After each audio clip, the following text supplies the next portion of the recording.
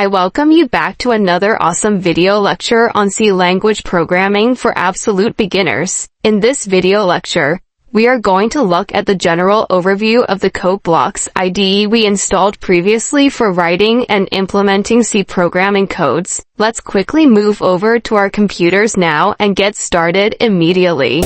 Alright, so in the previous lecture, we were able to download and install CodeBlocks on our system, and it is up and running right now. Let's go ahead and look at a general overview of this software that you're going to use in writing our C program. So the very first thing that we need is, how can we create a project? Because we need to know how to do that. So this is made up of different sections. The first section gives you the entire tools you're going to use during project building.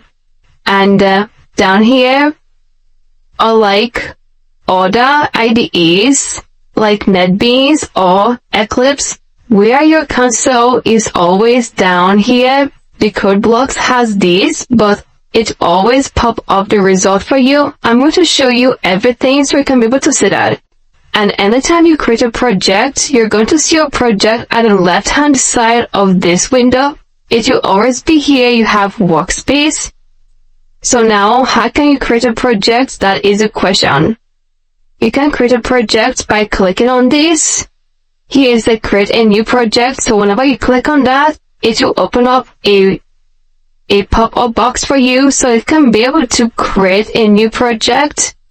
Or how cross this, and now you can go over to files and hit on files and go to new, and over to new, go ahead and hit on project, and it open up the send icon for you. So you can do that either from files, or you go ahead and hit on create a new project. So now we have this right here. What will you select? That is the next question. You have too many things right here. So the question is, what am I going to do with this? So the very first thing you need to do is go ahead and hit on console application, because the console application is where your result will be displayed. Alrighty. So you can see console right here inside this window. So it is embedded right inside here. Go ahead and hit on go, and you can always click on skip this next time. Alright, I'll go ahead and hit on next. And this software can be able to execute both C and C++ programs. Okay, so at this moment, go ahead and select any one of them. Let's go ahead and look at C and hit on next. And then you give your project a title, and let the title of this project be, let's go that to be EDK project.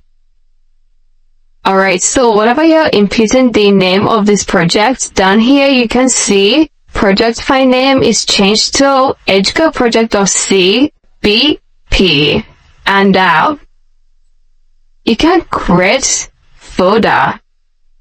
Let's go ahead and hit on this so that every of our projects will be on a particular folder. So I'm going to leave this to be on the desktop. So it's desktop already. Let's go ahead and create a new folder right here, and I'm going to call that to be C programs.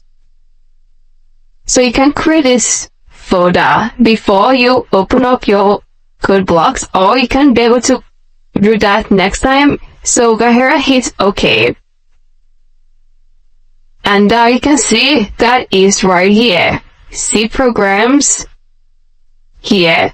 And you can see the resulting file name has been added.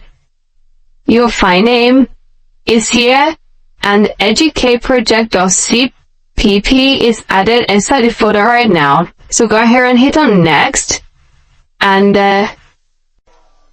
you have a compiler, GNU-C GCC compiler. So at the time of installing this, we had this option came up, and that is what you're going to use to the end of this course.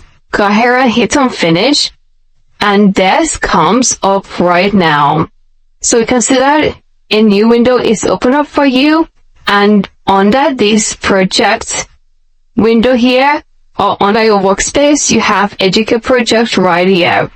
and go here and double click on this sauce. You see that?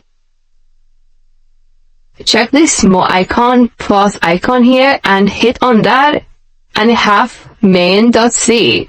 Double click on that, and you have this right here.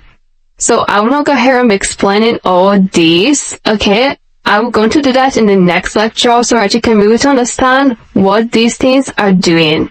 Alright, but now we're just looking at the general overview of the entire CodeBlocks system, and we have to understand that before we dive into understanding the projects one by one. So if you want to run your project here, you can always right click, and this window cursor comes up. You can run to cursor, or you go here and build your project first, and then you run your project. Okay, you build and you run. You either do this, or you can leave that and you click the small icon, build and run. So inside this small icon, you have build and you have run embedded at once. So whenever you click on that, it will build and it will run immediately. So let's go ahead and try it out and check it out.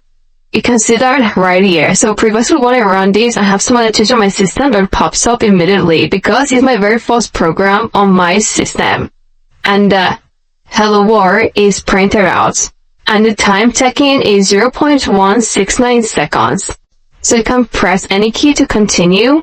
Once you press any key, that goes off immediately. So this is hello world, and we can change this to welcome educate project. Let's check it out. Welcome educate project, and you can run this. Check it out. Welcome educate project, that is right here. Okay, so I'm going to close this, and we are done with the general overview. So I will not take time and be explaining all these one by one. As you move into the lecture, we'll be making use of them anytime we need them, and on your own you can go ahead and check them out, and you can know what to do. Like you have the undo and redo buttons here, so I believe you know what to do. When you hit on undo, you see that? It goes back to hello world. And you go to redo, it goes back to educate project. Let's go ahead and check it out before we move on. You see that? Welcome educate project is redo. So that is all about the general overview of the entire code blocks that we are going to use. In the next video lecture, we'll go ahead and build a new project and start off immediately and dive into the chaos properly. If you have any question under this video lecture, please use the question and answer section, and I'm going to get back to you as soon as possible. Thank you so much, and I'm going to see you in the next video lecture.